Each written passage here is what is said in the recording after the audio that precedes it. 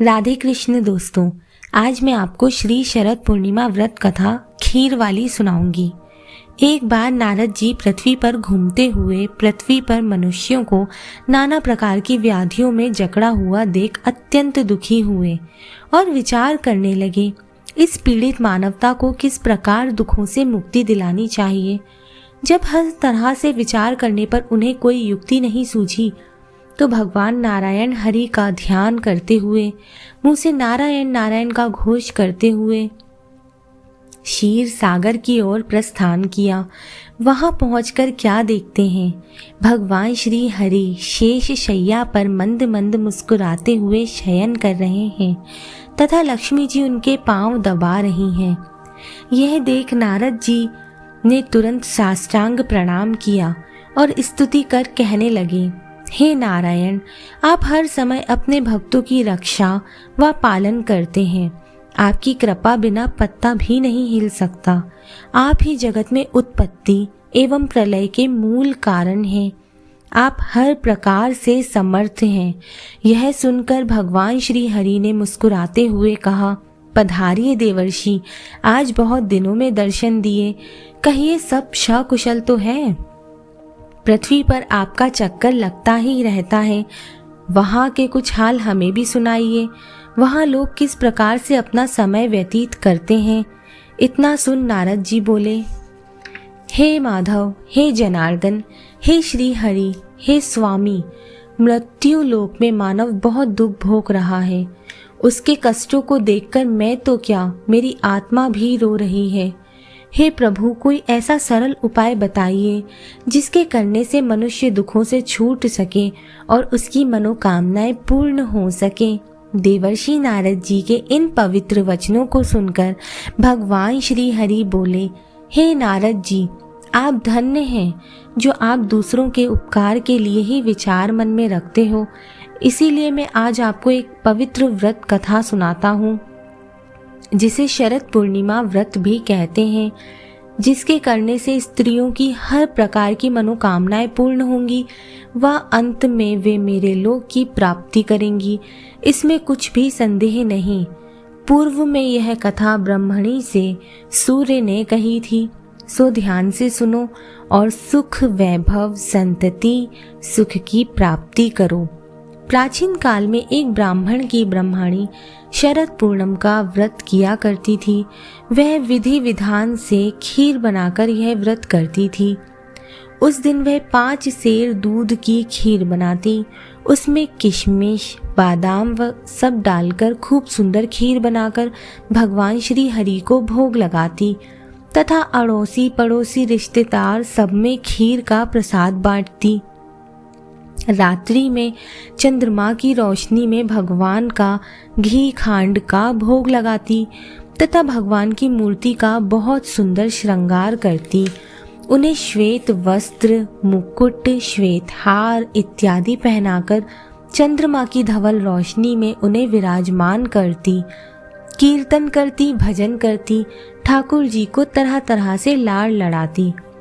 उस व्रत के प्रभाव से उसके खीर व घी खांड के पात्र सोने के हो जाते। जब यह बात साहूकारनी को पता हुई तो उसे बहुत दुख व जलन हुई कि देखो, इसके तो बर्तन सोने के हो जाते हैं।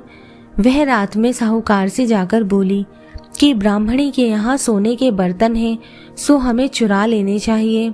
साहूकार ने पीतल के बर्तन रखवाकर सोने के बर्तन चुरा लिए और जब ब्राह्मणी को सुबह मालूम हुआ कि साहूकारनी ने मेरे सोने के बर्तन चुरा लिए हैं तो उसने कहा, हे शरद पूर्णिमा माता, अगर मैंने तेरा व्रत मन से किया है तो मेरे बर्तन सोने के हो जाएं तथा साहूकारिनी के सारे बर्तन मिट्टी के हो जाएं।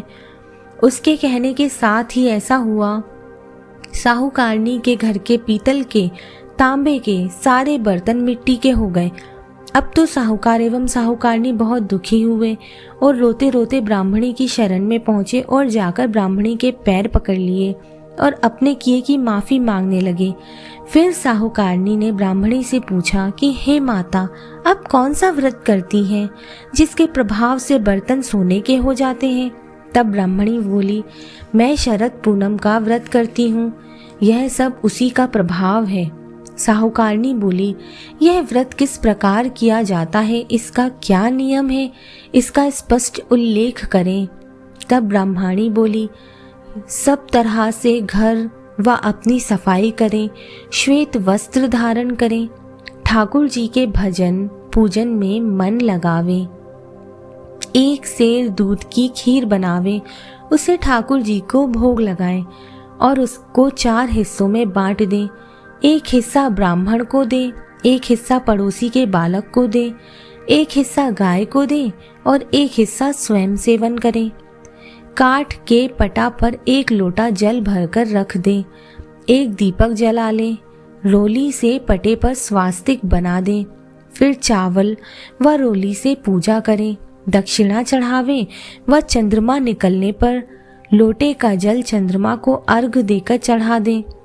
फिर रोली चावल चंद्रमा की ओर उछाल दें, हाथ जोड़कर नमस्कार करें और मन ही मन अपनी मनोकामना को दोहराइए।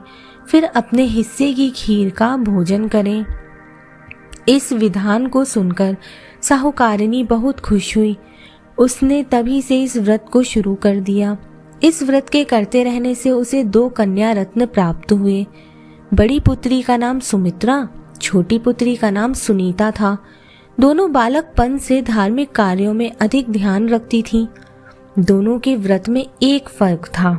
सुमित्रा विधि विधान पूर्वक नियम से व्रत रखती थी।